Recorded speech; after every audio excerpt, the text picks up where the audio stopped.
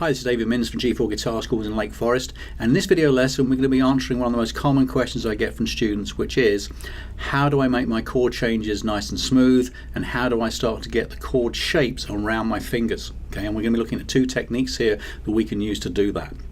So no matter which level you're on and which chords we're learning, we can take the same approach. Okay, so the first one I'm going to be looking at is the one finger G chord, which is where most students start. Okay, and this one finger G chord, okay, at this level can grow into the big G chord. Okay, so this is a great place to start. So once we've identified where the finger goes for the chord, okay, which will be finger number 3, fret number 3, string number 1, okay, and we're strumming the top 3 strings. What I'm going to do is I'm going to take my finger away and put it down here, dropping down nice and low on top of my knee. Okay, and then I'm going to raise that hand up and I'm going to place my finger as smoothly as I can in the position to play the chord. But I'm going to strum the chord again. But I'm going to take my finger away and do it again. And the idea here is to take the finger away far enough that when I come back, I have to really think about where my finger is going. Okay, so nice and slowly, no tempo here.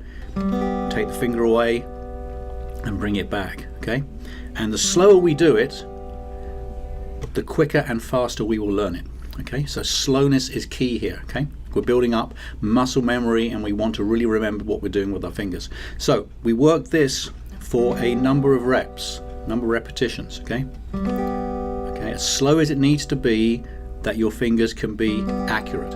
Okay, okay. Once we've done that, we would then take the same approach with the G7 chord and the C chord. Okay.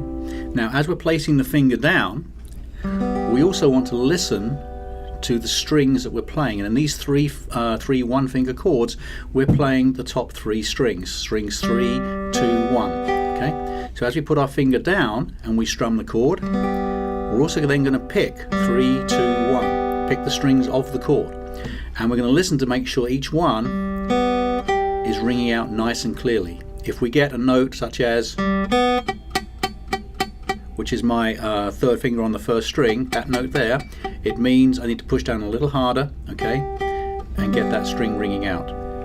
So I take the same approach with this chord, the G7 and the C chord. Again, I'm going to play the C chord, separate strings. So I need to be able to push down and have each string ring out nice and clearly. Okay, and again, I'm taking my hand down and putting it back. Okay. Now, moving on from the one finger chords, let's take a look at the full G chord. And really we're just going to apply exactly the same process here, because what we know is our full G chord actually starts from this third finger here. So it's exactly the same, we just add additional notes to it. So again, with this full shape in mind, we take our hand away and we go back, starting with our third finger, moving over to the 2 fingers here on the 5th and the 6th strings, put the fingers down, strum the chord, and pick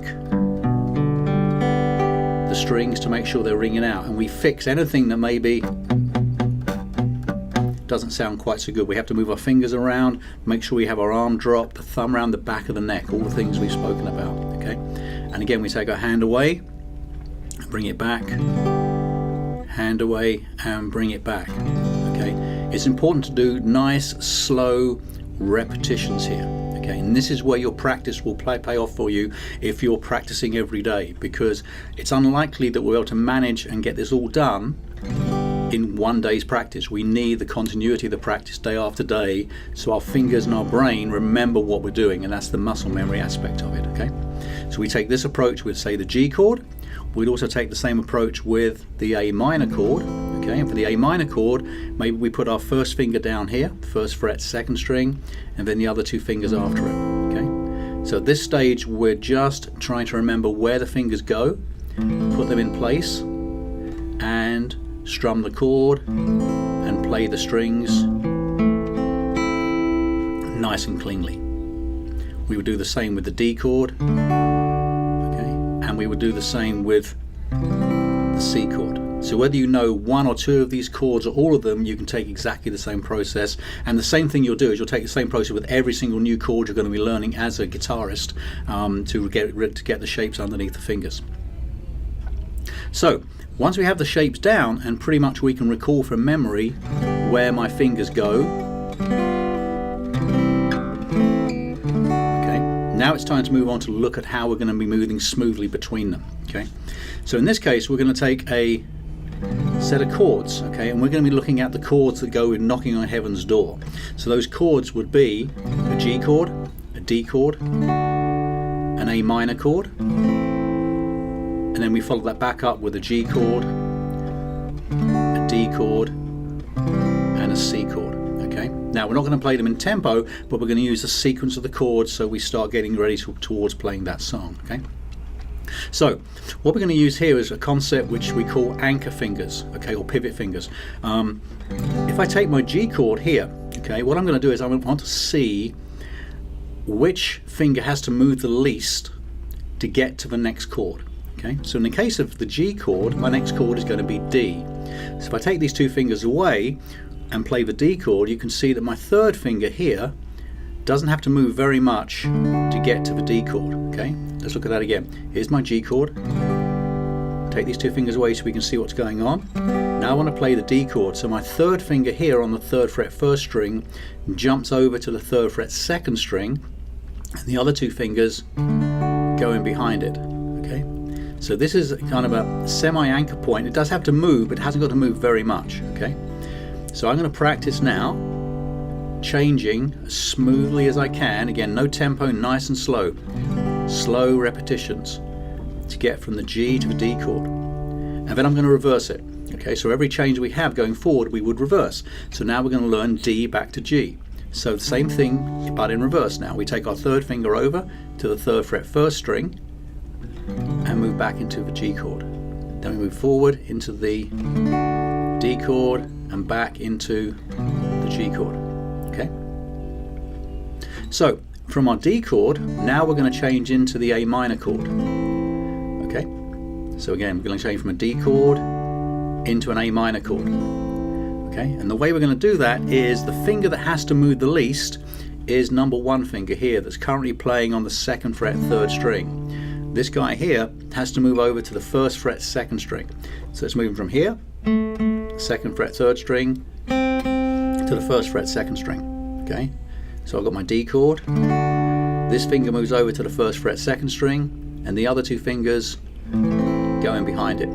It's important that when we change the chord shape, a finger goes down first and becomes an anchor that the other two we can then leverage against or push against to get the other two fingers to go into place. If all our fingers are in the air looking for that chord, it's really difficult to find it because there's no sense of where my fingers will land. So I take this first finger here and I plant it on the 1st fret 2nd string, and that gives me the ability to then focus to get the other two strings into the A minor chord. Okay, moving back to the D chord, we can take our first finger back to where it came from, the 2nd fret 3rd string, and use that to get from the A minor chord to the D chord.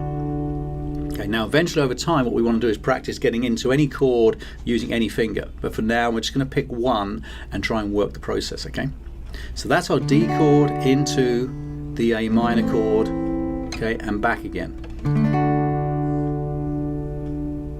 Now from here what we're going to do is the second time round in the song Knocking on Heaven's Door, we change from a G chord to a D chord to a C chord. Okay, now the C chord is very similar to the A minor in a lot of respects, but what we're going to do is we're going to use exactly the same anchor finger. We're going to take our first finger here on the 2nd fret 3rd string and drop it over to the first fret on the 2nd string here. Okay, and from there we can line up our fingers to go in and play the C chord. Let's look at that again. So I've got my D chord here, my first finger here on the 2nd fret 3rd string jumps over to the 1st fret 2nd string, okay, which is also the same shape as our 1 finger C chord, okay, which we can see. Okay, so again D, first finger goes over to play the first note for C, and then the other two fingers go in around that. Okay, so now we have the chord changes working from a G chord. Okay, third finger goes over to play D. Okay. First finger here goes over to play A minor. Okay. And then the second time round we would have the G chord going into the D chord, going into the C chord. And the last one we have to look at here is we've got to get back from both the C chord and the A minor chord to the G, and we're going to do that in both in the same way. So whether we're on the A minor chord or the C chord, our finger we're going to go with is number 3 finger. Is we're going to take number 3 finger over and plant it on the 3rd fret 1st string, which is the same shape as our first G chord we learned. Okay, that's our finger, and use the other 2 fingers, take that finger to guide the other 2 fingers in. Okay. So from A minor, 3rd finger goes over to the 3rd fret 1st string, other 2 fingers go in on the 6 and 5 string. If I'm changing from my C chord, it's exactly the same. This 3rd finger, which is now actually on my 3rd fret playing over on the 5th string for C, comes over to the 3rd fret on the 1st string, and we go through like that. Okay. So I hope this has been useful.